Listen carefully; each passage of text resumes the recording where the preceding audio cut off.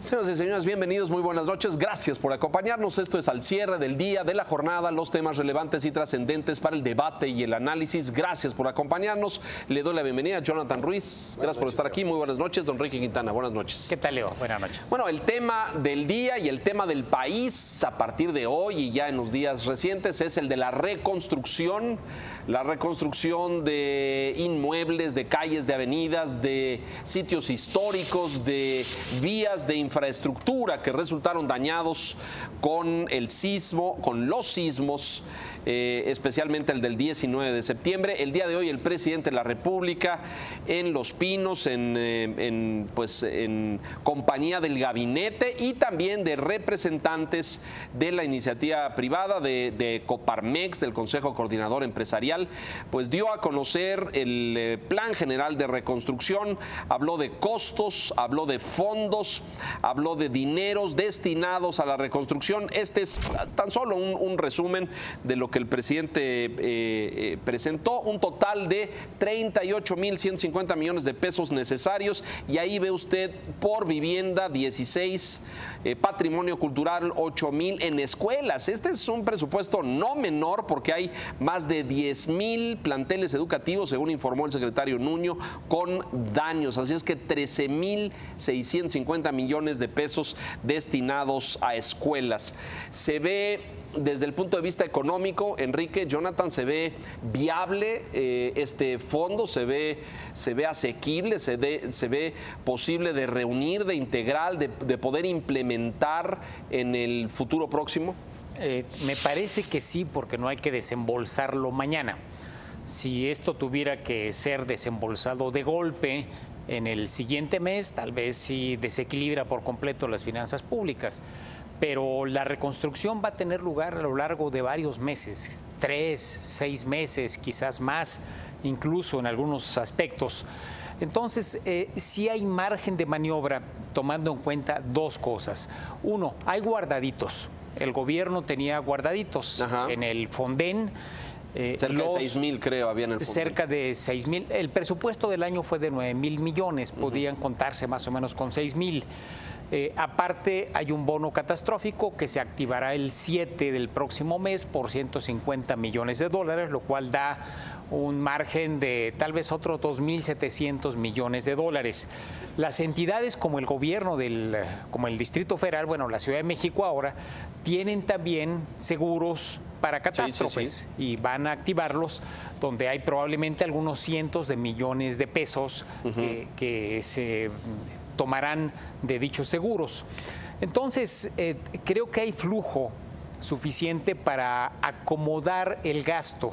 Esto no implica que vaya a ser sencillo ni que vaya a estar sin costos. Sí va a tener costos. Los 38.000 millones de pesos no es una cantidad, no son una cantidad menor, pero no va a generar una crisis de las finanzas públicas. Y probablemente a la vuelta del último trimestre de este año, y quizás sobre todo del primero del 2018, va a generar una actividad económica por arriba de lo previsto. ¿Por qué? Porque el hecho de que se meta tanto dinero, dañen activos, se dañen activos, es decir, no flujos, sino activos, patrimonios, va a ser necesario que salgan flujos, que salga dinero, que se invierta dinero, y este dinero va a provocar que haya albañiles trabajando, claro, que se compren varillas, cemento, material en circulación, claro. Herrería, es decir, etcétera.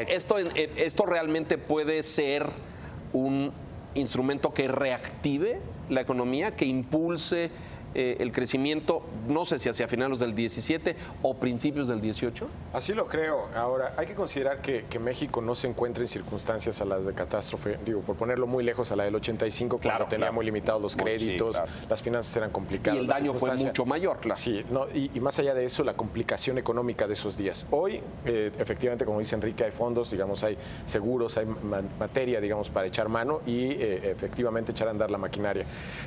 Lo que está por verse también es cómo se haga un uso eficiente de ese recurso, la asignación de proyectos, digamos en el caso de las escuelas públicas, por ejemplo.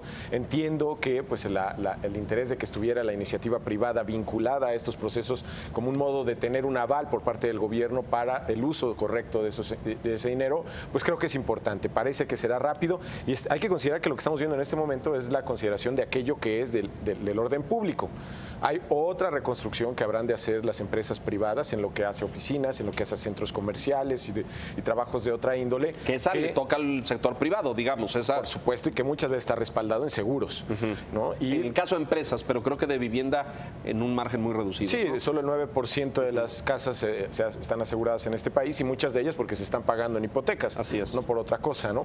Pero sí, parece haber dinero, si esa es la pregunta, efectivamente parece haber dinero. Mi preocupación estaría que en el orden público haya un puntual registro de que el dinero que se utilice vaya a dar a donde tiene que ir. Ahí tocas un punto que me parece central, porque vamos a un año electoral, ¿no? Sí. Y la tentación es grande, ¿no?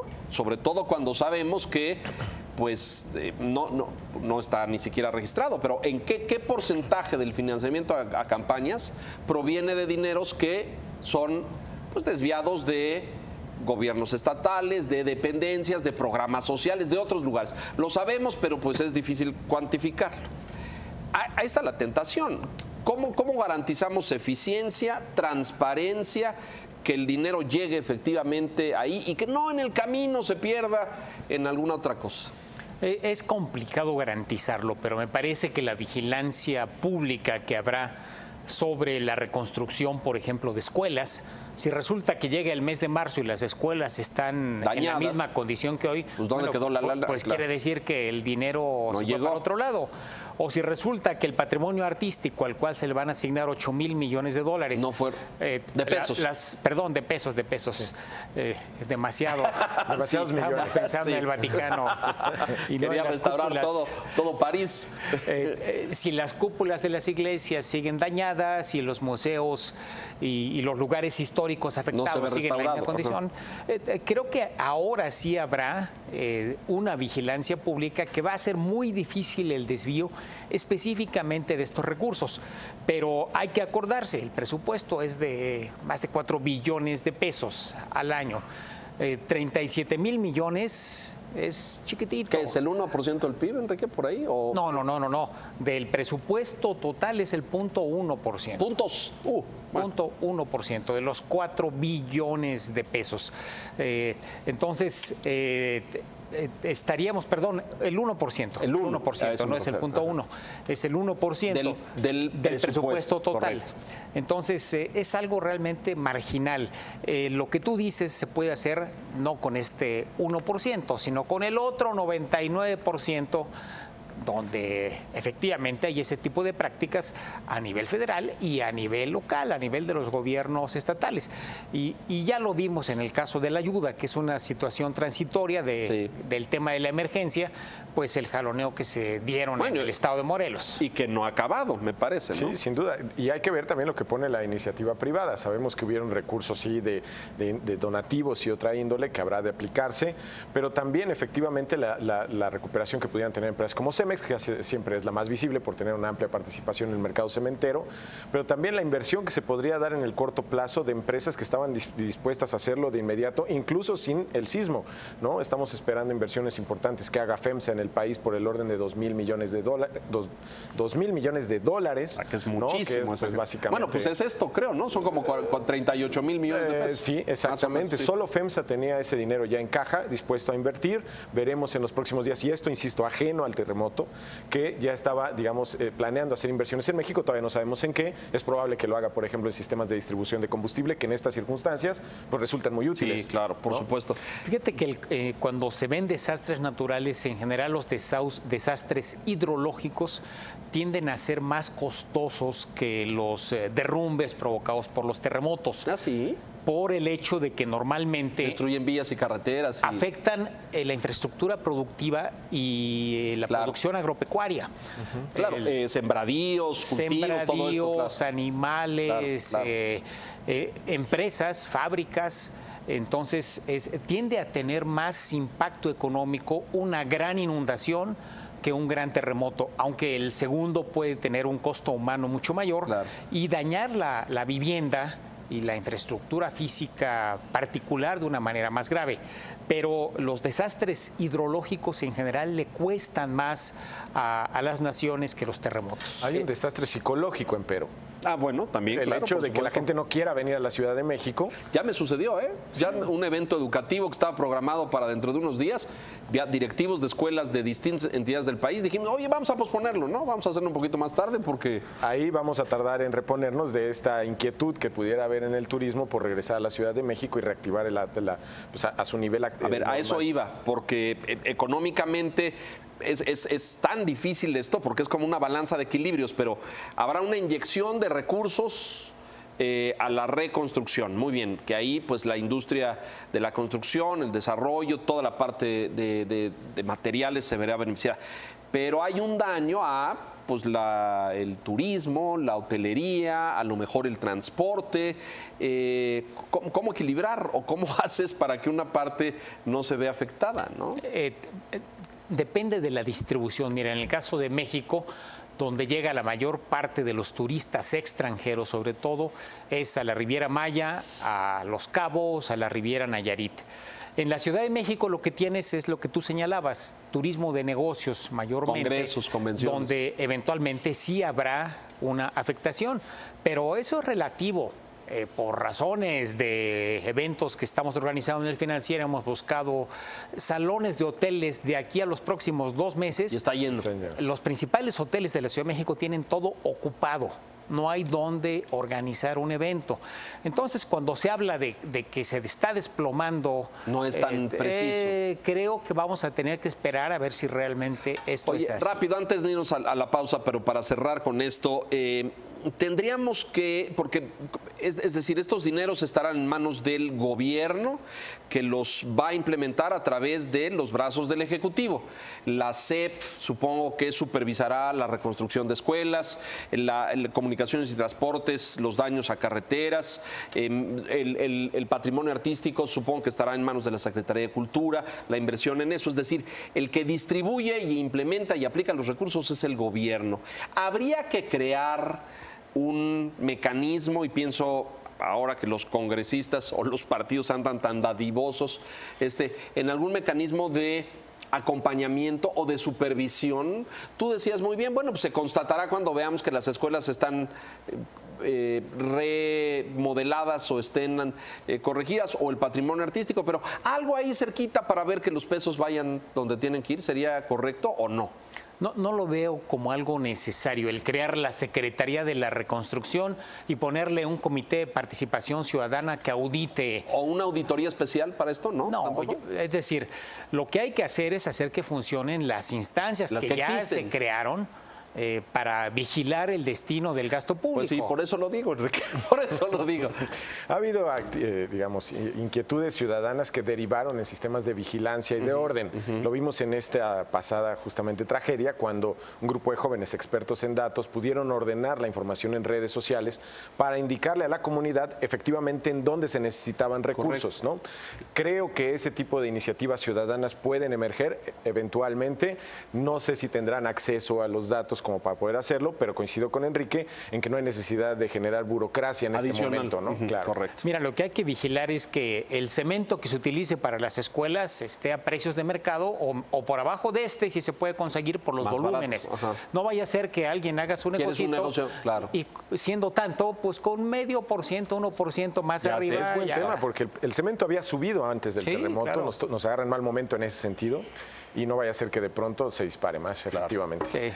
Vamos a una pausa, no se vaya, regresamos enseguida con otro tema fundamental y de estos días, la renegociación del TLC. Concluyó la tercera ronda. ¿Cómo está el marcador? ¿Cómo están los balances? ¿Dónde están los puntos difíciles? Volvemos.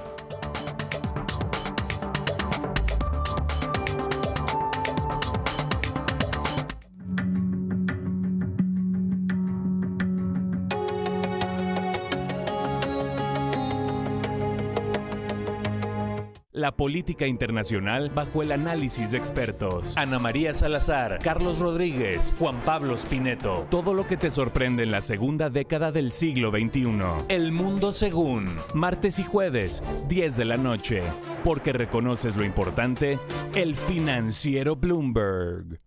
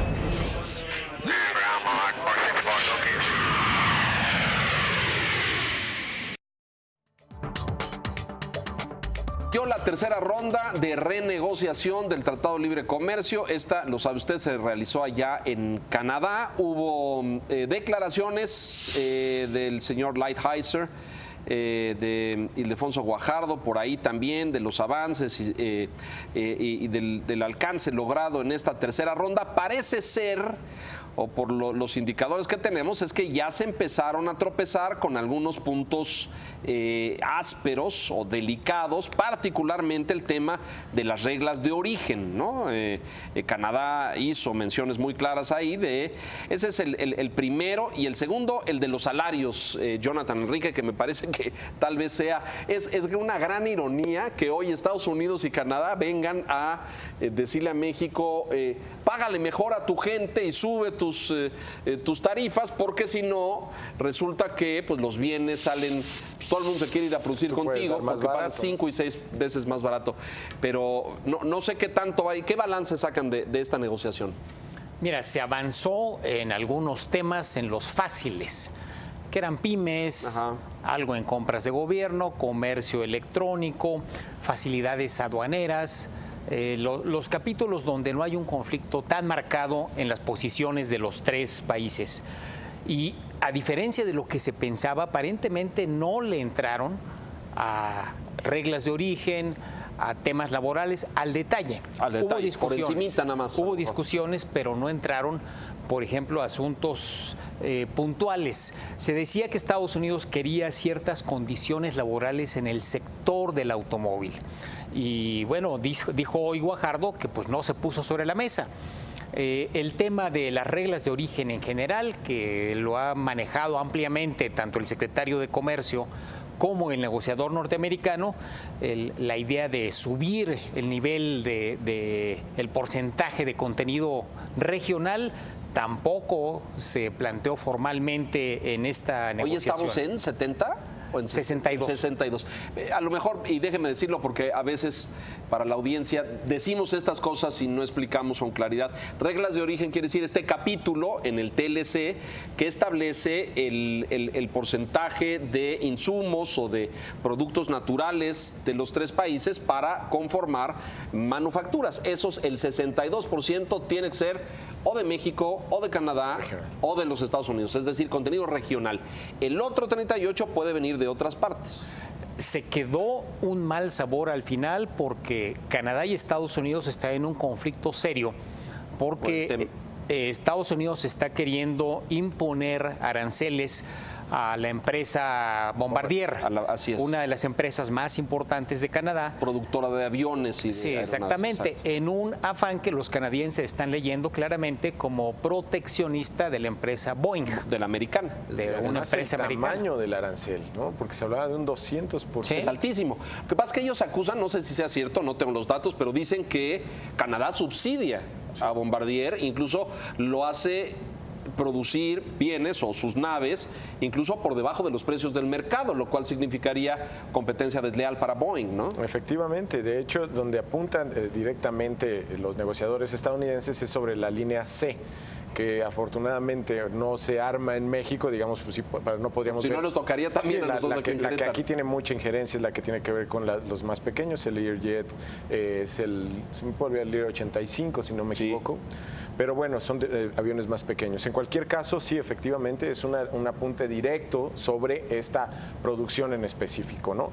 Y efectivamente coincido con Enrique en lo que hace a los trabajos generales, la caricaturesca, o más bien la gráfica imagen que hace el secretario Guajardo al decir que están llegando al hueso ya, porque entonces empieza lo doloroso de la negociación y su queja puntual en torno también a lo que mencionaba Enrique. Estados Unidos no nos ha puesto una propuesta en torno a reglas de origen. Entonces no hay todavía elementos a discutir sobre la materia y sin embargo se están externando pues estas dificultades o aparentes dificultades que está externando ya Lighthizer de Estados Unidos. A mí me llama la atención, digo, creo que tanto Guajardo como la representante canadiense saben que tienen cierto margen de negociación en esta mesa. Me parece que la posición de Lighthizer es una que es aquella que le han dado una instrucción. Entonces él tiene una línea roja contrario a lo que pasa con sus contrapartes, ¿no? Entonces que están negociando auténticamente, y ¿no? sabe que el que le dio esa instrucción tiene una guillotina lista para usarla, porque Exacto. ya la ha usado, ¿no? Claro. Entonces realmente él creo que en su persona no tiene ese margen de negociación que sí tienen sus contrapartes, ¿no? Un escenario nuevo y que no habíamos visto, al que te refieres ahora, y que tiene que ver con esta aspereza o este conflicto entre Estados Unidos y Canadá. Nos saca a nosotros del primer frente de confrontación con Estados Unidos, ¿no es cierto? Es decir, siempre habíamos estado en esta etapa con Trump, México ahí, y ahora parece que los fusiles apuntaron a la bandera del Maple. Ya pasó una vez cuando hubo también un castigo comercial en materia de producción pecuaria y también forestal. Entonces, Canadá, si recuerdas, en un principio estaba muy distante.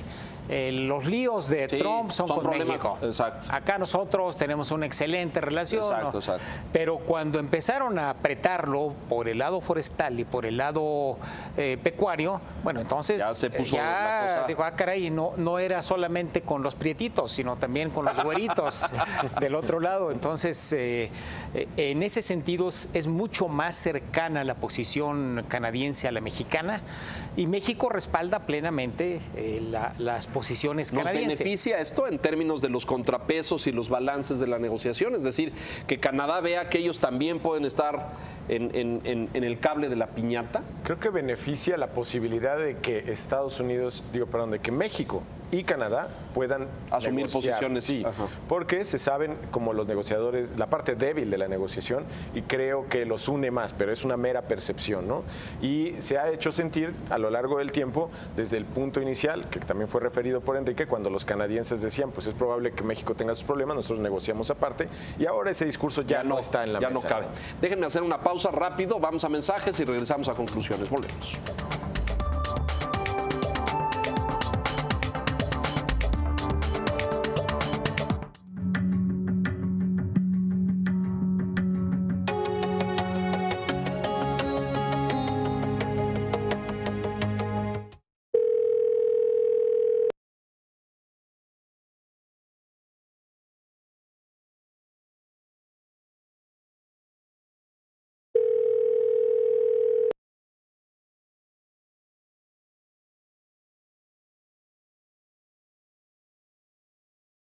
El 2018 ya está en el financiero Bloomberg. María Scherer, Kiren Miret y Esteban Illades tienen los temas clave respecto a campañas, partidos y los presidenciables. Urna tras otra, martes 9:30 de la noche. Porque reconoces lo importante, el financiero Bloomberg.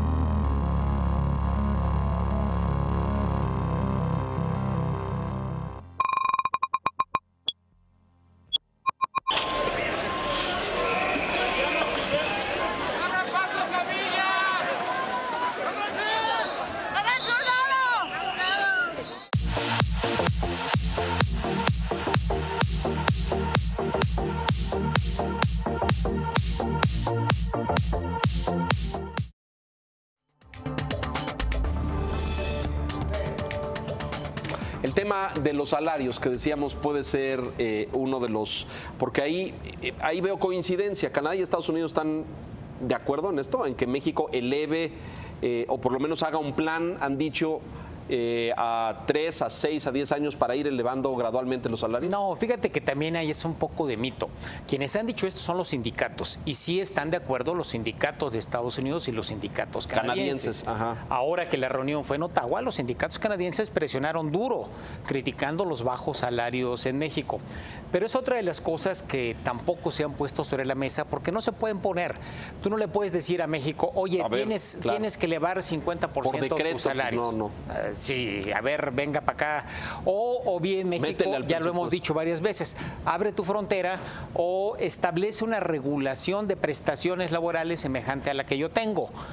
Pon tu seguro social. Bueno, pero es imposible porque el tamaño de la economía. Entonces, hay ruido y va a ser un elemento que los negociadores de Canadá y Estados Unidos, cuando tengan que juntarse, usen para presionar a México. Sí, definitivamente es una petición de los union, ¿no? Como les llaman tanto en Canadá como en los Estados Unidos.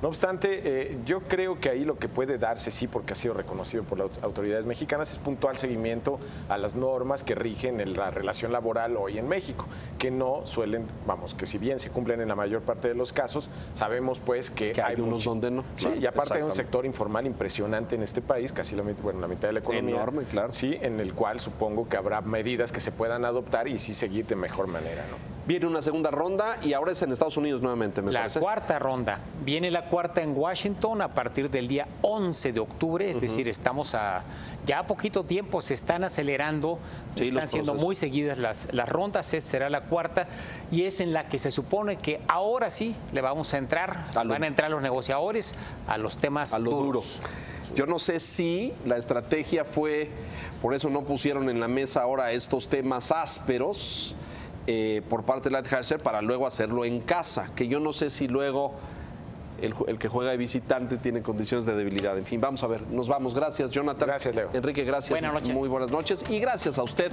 por la gentileza de su atención. No se despegue, mucho más aquí en el Financiero Bloomberg. Buenas noches.